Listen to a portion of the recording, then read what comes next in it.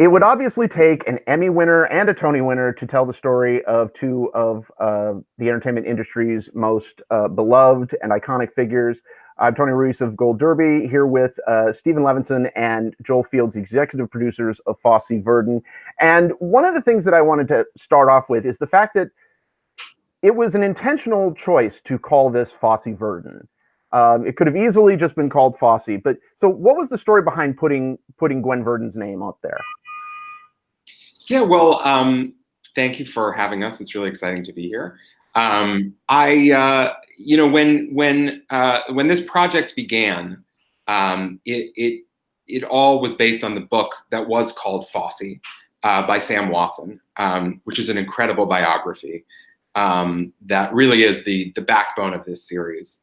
And as we started talking about this series and what this could be, this was very early on, and I was working with Thomas Kail, who is another one of the executive producers and director of many of the episodes. And Tommy and I met with Nicole Fosse, who's Bob and Gwen's only daughter. And as we met with her to talk about what we wanted to do with the show and how we wanted to tell her father's story, she started to tell us so much about her life and her past and her history, and her memories of her parents. And it just became increasingly clear that the story of Bob wasn't the full story, and wasn't really the most interesting story. And in fact, underneath that story, throughout that story, there was this parallel love story of Bob and Gwen, and love story love in many senses of the word, their love for each other, their love for the work that they created together. And it was a complicated love story and a messy love story, but we couldn't get over the fact that the two of them made their best work together. And in spite of all of the things that they went through together, in the end, Bob Fosse died in Gwen Verdon's arms on the way to the premiere of the musical Sweet Charity, which they created together. And so suddenly that just felt like, oh, that's a fascinating, dramatic question. Like, how did these people stay together? Why did they stay together? And what was that relationship about? Yeah, and one of the things that's so fascinating about this is that the way it's told, it's not told really in a linear fashion. Was that always the intention? When did you guys decide to tell the story that way? Yeah, I think, because Bob was somebody who was obsessed with time, with his own time, whether, his fears always that he was running out of time, and also his obsession with the past. And that obsession with, obsession is maybe not even the right word. He was really haunted by his past and haunted by the things that had happened to him as a young man. And we liked the idea that he was somebody that was always, the past was always just out of frame for him. It was just right next to him. Whereas for Gwen, the past was something that she kept, hidden away, and would do everything she could to not let it come back out. And so these were both people that didn't really live in linear time. They really lived looking back or trying not to look back, trying to avoid looking back, and like all show people, always looking ahead to the next thing. What's the next success? What was my last success? Am I a failure? Am I, triumphant? And so time felt like it was swirling for both of them always. And so it felt kind of natural. It felt inevitable that we would tell their story in that way. It's interesting, though, Stephen, that you talk about the trauma of their past. Even our own assumptions about how time would work in the story, I think, changed as we figured out how the story was going to lay out in script. Initially, a lot of Gwen's trauma, I think, took place in the second episode and was explored there, and the third. And Bob's really came out heavy in the third episode, as I recall at the beginning. And I remember, ultimately, the third episode became very much an exploration of Gwen's of the trauma that formed her in a lot of ways and set the course of her life. But Bob's, that we thought was so important to know, kept eluding us as storytellers until we got to the 6th episode, where suddenly it really belonged. And it was interesting. It worked. It was right to dip into that for Gwen early on, because it was, I think, characteristic of her that she led with that on some level. Even though she hid it, it was there. But for Bob, it existed in a much more fractured way. His storytelling was fractured, his personality was fractured, and it took longer to get to it. Yeah. And Bob's past is also, to Joel's point, it's sort of, it filters into all of his work. It's sort of always already there in an interesting way. So while you're watching him make Cabaret or, edit Cabaret, it's always those images of the women in the Kit Kat Club or the women in Sweet Charity are always sort of analogous to the women from his past and those seedy places that he grew up in. So it's always there in his creations as well as in his mind. And it's also there in his life. I mean, you meet his father and you think of Cy Fuhrer and the battles with the people who wouldn't give him the approval and his desperation to get that approval. Yeah. Well, and you touch on that desperation aspect. The idea, particularly in the 6th episode, which heavily features, Sam Rockwell as Fosse in kind of like as a movie within a movie within a movie within a TV show of Lenny. Where did that idea come from? Because that really is a tour de force for Sam Rockwell. Hey, Joel, do you want to talk? Yeah, Stephen, I don't even remember where that idea came from. It's now looking back on it, just seems like it was such a natural and necessary element of exploring that episode. We knew that we wanted to follow the characters through this story, and rather than letting the story lead the characters. It was always about letting the characters drive the story. And of course, both Bob Fosse and Gwen Verdon left behind this incredible legacy of tricks and styles and devices that could be used, but they don't need to feel like devices because they are, in their case, part of their lives and part of their vocabulary. So in the case of Lenny, being able to dip into that stand-up and in a fantasy sequence, let Bob be on that stage and finally exposit and share with the audience what he went through, it just felt very right.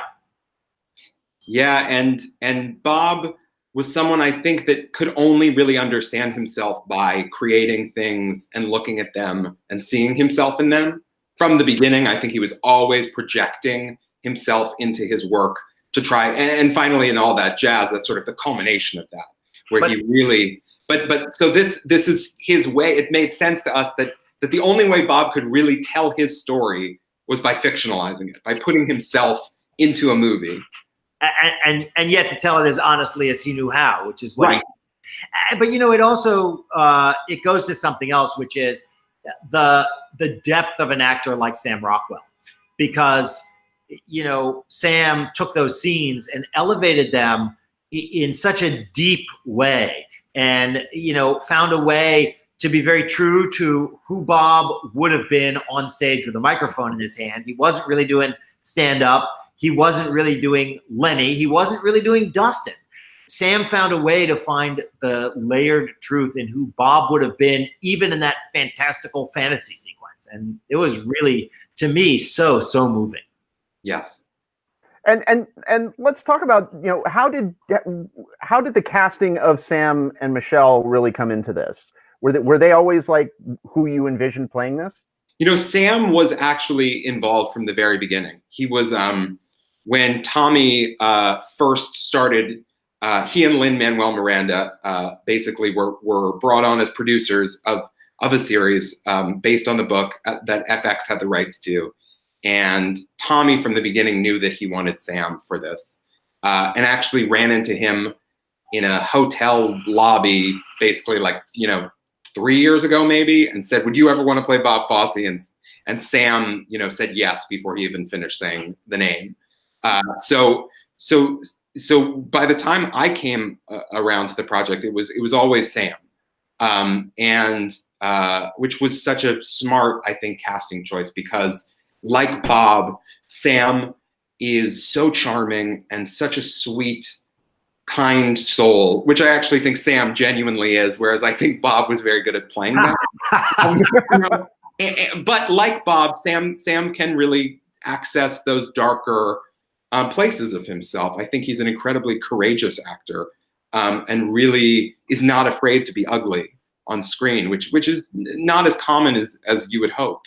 And then Michelle was someone who, basically we just fell in love with that idea, and she really wanted to do it, and she felt like it was going to be an incredible challenge. Both of these actors did. They both felt like these were really, really difficult parts to step into, even without seeing the scripts. I mean, just the idea of playing real people who are also incredible dancers.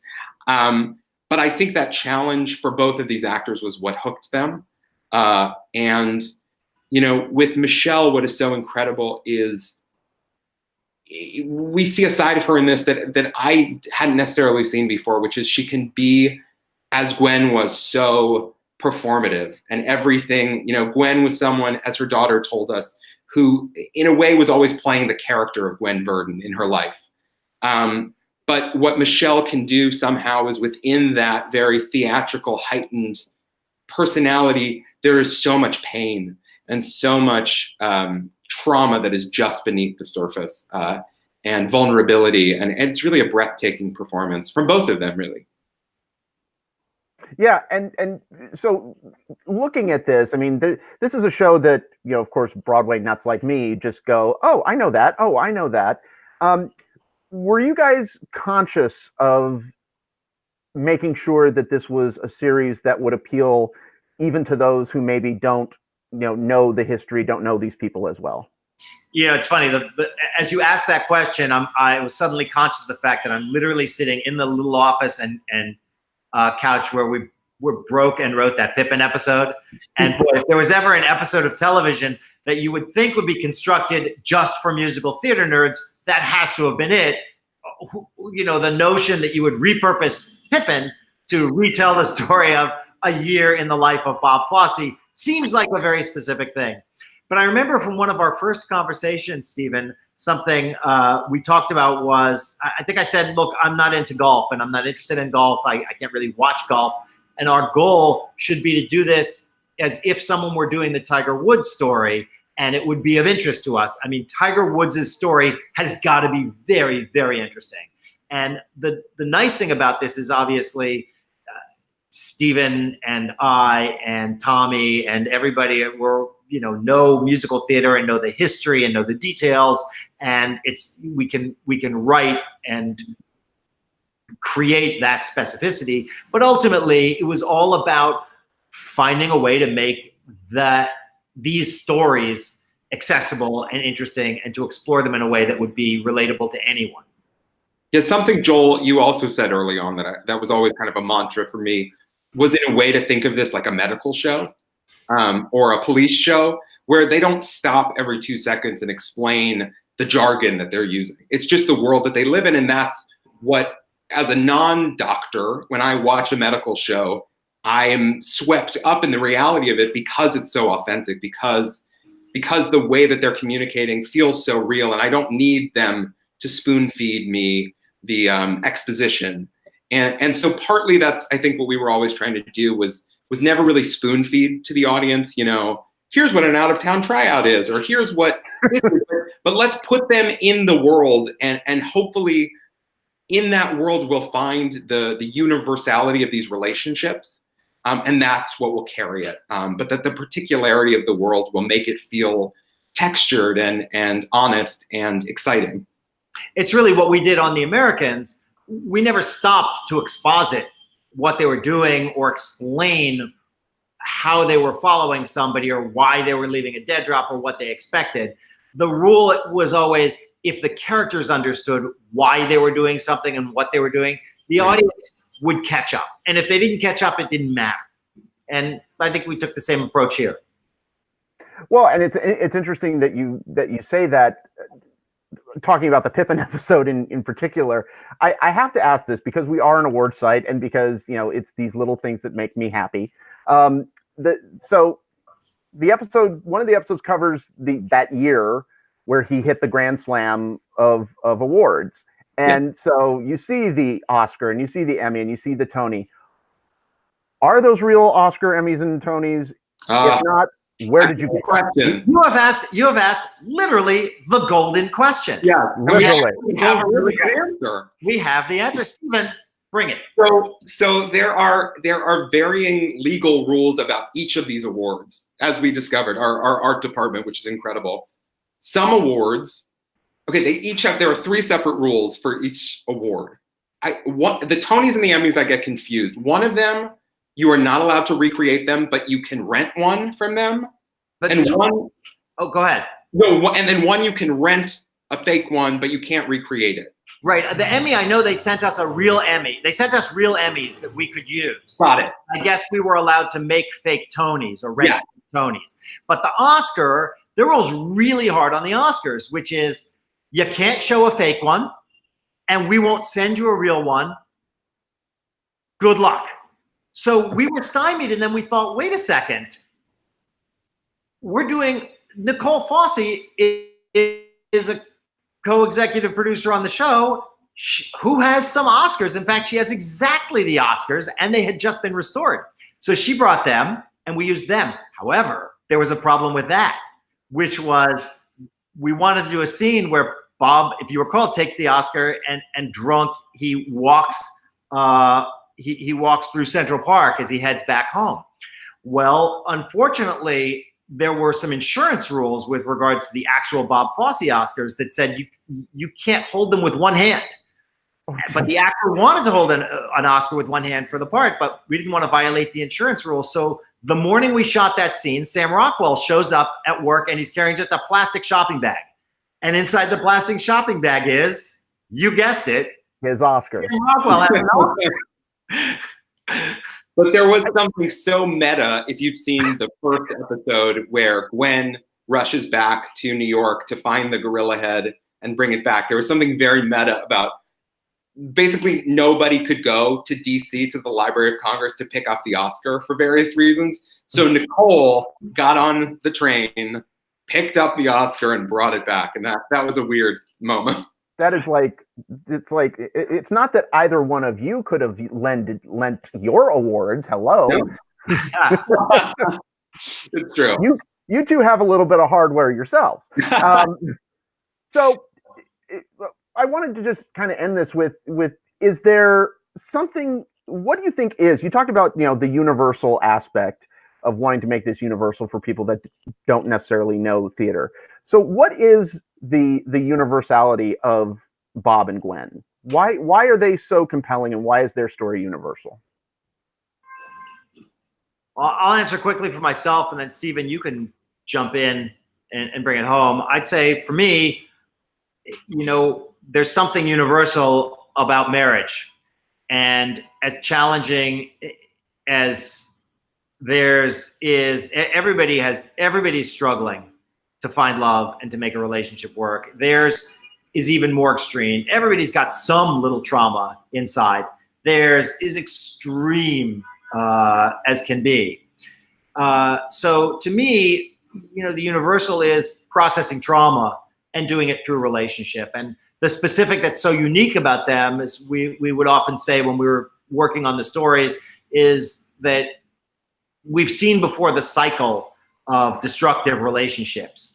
But what's unique here is that in that destruction, they're also creating these incredible new artistic things that are still in our lives today.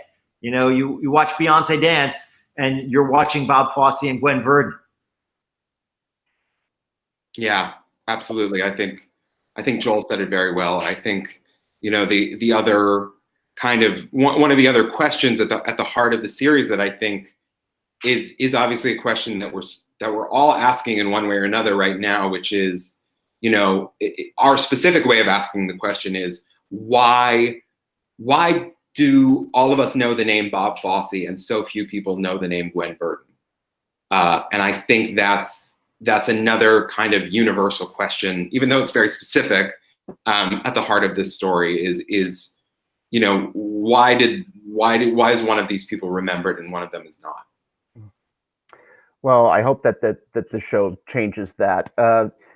Steve Levenson, Joel Fields, thank you so much. Congratulations on a really tremendous show. Everybody, log on to goldderby.com to make your predictions for Emmys, Oscars, and Tonys coming up. And stay tuned to this channel for more chats with the awards contenders this season. Gentlemen, thank you so much. Thank you.